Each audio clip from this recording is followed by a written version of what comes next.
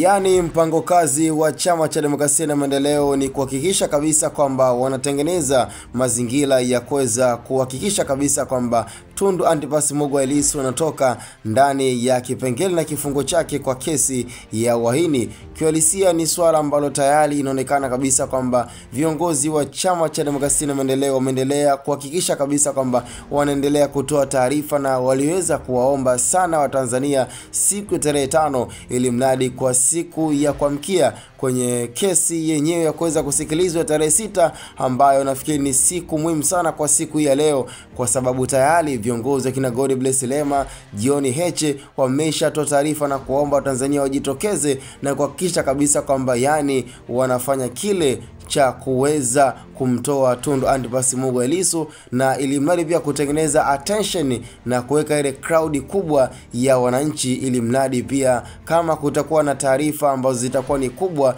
na ushahidi ambao utatengeneza pia picha hata kwa Umoja wa Mataifa, lakini pia na sehemu mbalimbali ya makala, ili mradi kuhakikisha kabisa kwamba Tundu Antipas Mughwa Lissu anatoka ndani ya kesi yake ya uhaini, ambapo tayari imeshaonekana kama ni mpango kazi wa Chama cha Demokrasia na Maendeleo. Licha kama nafikiri kwa kamanda kanda maalum ambaye ni Jumanne Mlilo aliweza kutoa onyo tokea muda sana kwamba kiuhalisia ni kweli mpango kazi umekuwa ni mkubwa wa Chadema kwa lengo la kutaka kufanya vurugu, kufanya vita na kuleta uchochezi mkubwa kwa lengo la kumtaka kumtoa Tundu ambaye ni mwenyekiti wa Chama cha Demokrasia na Maendeleo. Hatukatai na hatuwezi pia kupinga kwa sababu ni moja ya kiongozi wao ndani ya chama hicho, na hatuwezi pia tukakataa kwa sababu tayari imeisha kuwa ni moja ya system ambayo tayari wameshaanza kukubaliana kwamba hawawezi kukubali kwamba hii issue no reform no election iweze kufa, na ndio maana pia mwenyekiti mwenyewe yuko